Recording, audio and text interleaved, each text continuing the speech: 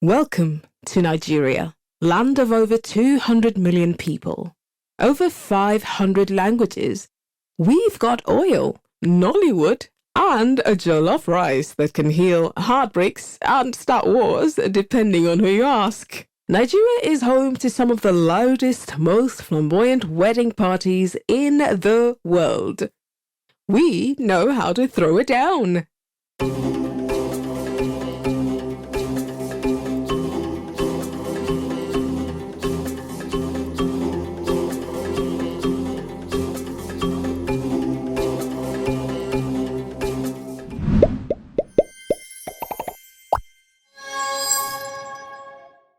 A Nigerian wedding is a kaleidoscope, 1,000 colors, 1,000 stories. The Yoruba bride with her gili defying both gravity and logic. The Igbo bride changing outfits faster than a runway model. The Hausa bride's hands painted in henna that whispers ancient stories. The Edo bride crowned in coral beads that can give you big muscles. Each tribe brings its own magic, its own marriage rituals, and trust me, the differences are not subtle. And let's not forget the sweet aunties, one of the few constants at any Nigerian wedding. Weddings here are not just ceremonies, they are productions, guest lists of 500, 800, even 1,000 people, because apparently intimate doesn't mean small. But it wasn't always like this. Honestly, let's look back 24 years ago. In fact, let me look back 36 years ago when I was getting married. Weddings were so much simpler. They were much more of a family occasion. It was really about who in your family or who in your friends could do what. And the idea of having an external person coming to take charge at such a personal occasion was totally, unacceptable, at that time. But with time, it grew on people. So I would say that the wedding, you can't even have called it an industry at that time because it wasn't an industry. It was just very personal. It was very family-oriented, and we were not having the major productions that we're having these days. So I think it was much less structured and definitely not as big as what we're doing now. 1992, when we started, was basic. Then you had parties basically by the roadside, on a field somewhere. You guys just sit anyhow, just tables and glasses with your drinks, plates, the food in the coolers on the table. Anybody can serve, anybody can go there, you help them serve. Call your auntie, call your friends, they help you serve. A wedding MC back in the days was a proper guy. And the program was tailored. You can't go out of the way. And you always had this chairman who was your boss. If he tells you to jump, you ask him how high. At that point, it was TV presenters, radio presenters who were anchoring weddings, and it was the next item on the program is now the cutting of the cake. And so when I came on, and I think that's where things started changing, I started adding a bit of humor, into the thing. In those days, the MCs will, I think the chairman will go, I think the MC, we're enjoying the jokes, but he should keep it down so that we can go quickly and all that. And it was more formal, more streamlined than what it is now. The first generation of Alaga that took it as a profession was Mama, we call them Mama Sisi London of blessed memory. She was in Ibadan, and some other 4 or 5 other people. And the second generation is the likes of Mama Ronke Aduke Shewoniku, Chief Mrs. Adunioke, Chief Mrs. Fumike Ogunshipe, that's Mama Aditu, before it got to us, our own generation, my darling auntie, Pastor Mrs. Atinuke Oyenuga, my very self, Orisho Ogunjimi, and a host of others. When I started, there was no arrangement really, because because my mother was the one doing the drinks, and I wanted her to sell. So when people have a new baby in their house, I will go to them and I tell them that my mother sells soft drinks. Can I bring to you? Initially it was not easy, because even when I go there and I take the drinks to them, it was with the bottles. By the time I go there to want to pick it up, some of the drinks are like, some of the bottles are missing, some are broken, So I started very, very, very rough. Back then, there was not so much structure. But the beautiful thing about this era I'm talking about is we had the likes of Tara Sage. I'm going to call her Tara Sage because then she was still Tara Sage. Now Tara Feladro Toye. Back in the days when she was a law student in LASU, she used to do makeup for quite a lot of people. So she has been one makeup artist in the forefront of the makeup industry. And another brand I can vividly remember was Banke Meshida, who is BM Pro, and I believe, if I am 100% correct, that was back in her Unilag days as well. So these were the two people in the makeup industry I can vividly remember, and I'm talking as far back as 1996. Now, in the hair industry, there were just a handful of people, and when I say a handful of people, I can barely count 5 on my fingers. So apart from myself, there was Bobby's Signature, there was Andy's was in Ojuelegba.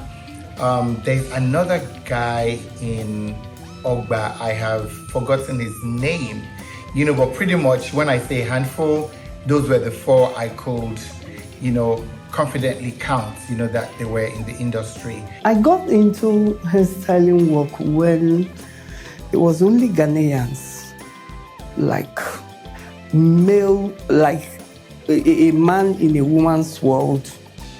The salon work, it was only from Ghanaians. So once you're a male and you're a hairstylist, you must be a Ghanaian.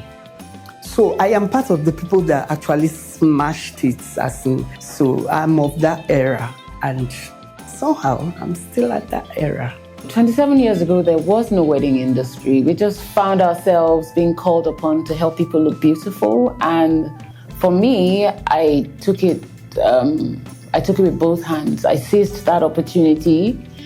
I created bridal looks that were first beautiful, and then looks that would stand the test of time, that would stay classic, and would just tick all of the boxes. I mean, when I started, it was just all about, I wanted to just help people take the stress off when they were planning the event. I didn't even imagine, I couldn't even fathom what the industry has become now. It was just a case of, Bola is getting married, let me help you take the stress off. There was never anything about, creating an experience, it's all about this. No, it was just about, don't be stressed, let me help you. The format before was that during events, people would get an MC and then invite a comedian to do stand-up within the events. So comedians were not considered good hosts or anchors for events, so we were just always brought into feeling, when the event is getting boring, the MC will entertain and we'll go, we'll collect our check, go. You can do, in those days, you could do like 2-3 events on a particular day, because they're just going in to do stand-up here. You do 15 minutes here, you do 15 minutes there. So we used to shuttle a lot, and that's how we kept growing. But I think at some point in time, we also felt like we wanted more, we deserved more. So we started polishing our hosting abilities, and we also were able to learn from the greats who were hosting at that time. I'm talking about the BC Olatilos, the Henry Zekus, the Uncle Sonny Rabo, so many of them, even Ebere Young, we're still very much on the beat. And of course, Ali Baba was like the pioneer for us in comedy, and also Itu was also getting into event mastering and comparing. So it was just natural to follow those great names and evolve. I remember then it was just my friend Molara Kirsch of Just Weddings and Funke Bokno of Zafaya Events. And at the time, people were actually struggling to grasp the concept of what event planning was, or why should I hire an event planner. So it was a bit difficult, convincing people to pay for a service that they think they can provide, or somebody in the family can provide, or a friend can do for free. As at the time I came into the industry, most of the people that were already in the industry, in terms of photography, in terms of wedding photography, they were more or less like documentary photographers, journalistic photographers, whereby they have been called to literally just document it, not to photograph the art of the wedding. It's actually to document it. So literally you'll be seeing images like Atiku shaking Obasanjo, Obasanjo shaking Atiku, Obasanjo shaking Atiku in the presence of Yar'Adua. Nigerian weddings were outstanding, especially the traditional. Outstanding, so much drama, so much life, so much culture. There is no way you can just journalistically capture this. You have to be able to add fashion and stuff, because Nigerians are stylish people, take it or leave it. Nigerians are loud people, take it or leave it. Nigerians are very flamboyant. Nigerians are very outspoken, but they've got style. And it's not just to photograph it, it's to document the essence of the entire event that can stand the test of time. So from the evolution of wedding photography in Nigeria, I looked at it and I decided I was going to change it, and I was going to bring in style and bring in fashion and merge all together, and I was able to do it. I started out about 20-something years ago, and I took interest in photography because I had a colleague called Shei Bodilossi, and I saw that he was covering events and stuff, so I asked him about it. One way or the other, long story, I'm here today. But what really got me into it was, I had this, I covered the Okoya's wedding, and Bolaji and I were friends. And then when I started out, I had a guy who used to take pictures. I just get the jobs, do marketing and stuff. And then Bolaji was like, I said, I'll do your wedding. And the guy was like, hell no. But my friend, you're supposed to be one of the groomsmen.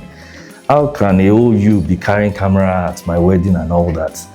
And in a way, some other person must have felt that, oh, that looks like you're too much for that. But I saw it the other way around. He said he couldn't afford me as his photographer.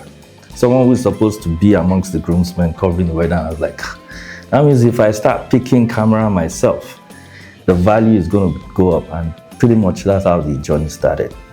Do I remember the first event or wedding I planned? Of course I do. This was Moji's wedding, partially. Moji and I were in University of Lagos and then law school. And Moji was getting married, and then she just said to me, I said, Moji, let me help you do something for your wedding. I think I now want to start planning events. Can I do something for you? I remember. And Moji, said, okay, I'll pay you 10,000. I think it was 10,000 or 15,000. And that was my very first partial event before I now planned my friend's sister's wedding, which was not the wedding that kind of like really blew us, out there. Let's go way back. It's really way back. In fact, I'm trying to remember.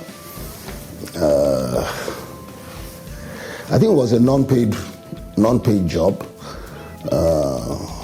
for a friend. I had a camera. Back then we used to use film. I had a camera, and I just came and I took a couple of pictures for the guy and his wife, and they loved it. It was fun. Like I said, it was a non-paying job. It was just my friend, I beg, come and take me some pictures, and I said, yeah, let's go. My very first wedding, it was Yinka and Julia's wedding. I was so excited to do that wedding. We were all in the choir together, so most of us in the choir were the ones that were in that wedding. And we had quite a number of Easter now, like Chioma and Kate Shaw, and even Samuel, blessed memory. You know, most of them were in the bridal train. It was fun. Color was green. It was at Yoruba tennis. And it's amazing, from that one wedding, I just kept getting referrals till today. That one wedding just kept on getting me other jobs, and that's how I started. Yes, I remember my first bride. Her name was, I don't remember her name, but her sister was my roommate, Yeye. We were both at the University of Lagos, and each time I'd do my makeup in the room, Yeye would say to me, oh, when my sister's getting married, you're going to do her makeup. And I said, okay, no problem. So when the day came, of course, I was called to do the makeup. I got there was no hair person, so I did the hair and the makeup. And again, I did my sister's makeup when she got married in 1998 as well. At my first wedding, the chairman, this was back in the days when chairmen used to think that it was their duty to MC the event. The chairman of event used to feel that the MC's job was to bring in the bride, the groom, take the opening prayer and then introduce them. And then they, the chairman, will now take over the wedding from there. They will do the cutting of the cake. They will call the bride and the groom to dance. They will do all that all till the end of the event. You want your sister to sing. Then the best man will sing. Then the chief bridesmaid had a special number. Then the bride was part of a dancing group in school. Then they too will perform. And then they are from Ilaje, so they are bringing a special Ilaje group. Then one of their uncles is, in how many hours that we're going to use to do the wedding program? Then something changed. Somewhere between the family cookout and the luxury ballroom, the Nigerian wedding got a makeover. From the exquisite fresh floral decor of Uche Majekodumi of Newton and David to Tara Feladrote's wedding day beauty transformation to Astoria Catering's tastefully made and served menus that was fit for the 1% of Nigerian weddings, and Dili Momodu's Ovation magazine pages that took our celebrations to the world, the once simple family affair transformed into a statement of taste, class, and sometimes tourism, thanks to the visionaries who saw what weddings could become and began the transformation. I was opportune to get one very big event, and they said I should come and supply drinks. I think that was the beginning of my breakthrough when it comes to wedding. I actually didn't want to mention the name because the person is like, hey, there's somehow for my president's daughter's wedding, and I was there for 2 weeks. You know, these houses, they have their way of prolonging weddings. So they will have mother's nights, they will have this night, that night. So we were serving for like 2 weeks. That was the beginning for me, the major beginning for weddings. The industry started to grow. More makeup artists came on board, and then we formed something that became world-class. And today, the Nigerian beauty industry is one to reckon with. It is at the peak. Back in my local church, I started as a drummer. You know, our local white garment church, Eli, you are, So back then, I used to play the drums as a teenager. Then I played the piano, I played the guitar. You know, a conventional white garment church, we usually have access to musical instruments. Although we couldn't play those instruments professionally, but we could play for, you know, Isokalele, and all those things. So that transited me into playing drums professionally as I got older. Then, you know, there's something about being an instrumentalist. After a couple of years, I was playing drums for different live bands and churches in Lagos. So, why play for different live bands? I've played for Fuji bands, Juju live bands, gospel live bands. Okay, so my journey is actually very, very gradual. And I usually tell people, I don't think anyone blew up by accident. And I don't even think I've blown anyway, but I don't think anyone achieved a little bit of limelight by accident. the truth is most people don't just know the story. So my journey, by God's grace, was like this. As the industry grew, as things were changing, and their children were coming back home from abroad, that they sent them, and they had seen all the things happening. Children were now putting their foot down to say, we now want to be involved. So with that, you started getting people that were younger. And when I started with my mates, I started with my friends, my peers. They were all getting married. So with that, it was a no-brainer. But as the business grew, and as I said, the industry evolved, people started growing younger. And we started growing older. So how do you now begin to marry the older and the younger generation? One thing was, it was about reinvention. The Nigerian wedding story for me is a story beyond the vendors.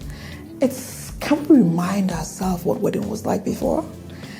Can we remind ourselves the first makeup parties, who every other makeup artist wanted to be like, that first decorator, who every other decorator wanted to be like, that first photographer who did something amazing that gave birth to a lot of other photographers. Can we just tell that story? I also thought that we could actually tell the story of where we're coming from, where we were at the time, and what we have now, and hopefully ask ourselves, where are we going to? We have specialists for everything.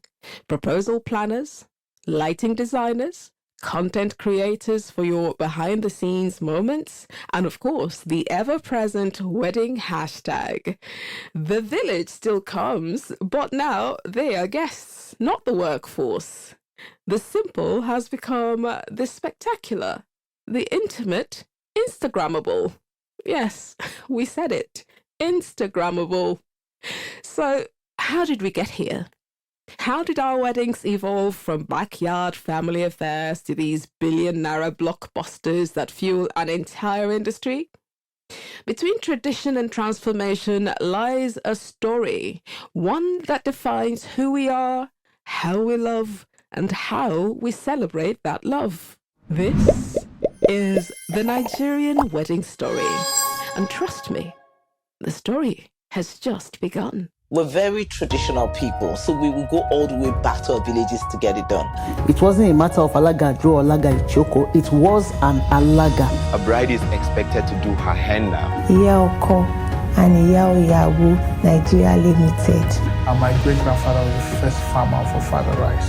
I'm a gift guru. It was, how can I do what I do to the best of my ability? And the chicken on top of the puff-puff, is it not close? I said, no. Somebody decided to pay us one big money like that. We're like, is this how this thing is? You're a wedding planner, right? And I'm like, yes, I am a wedding planner.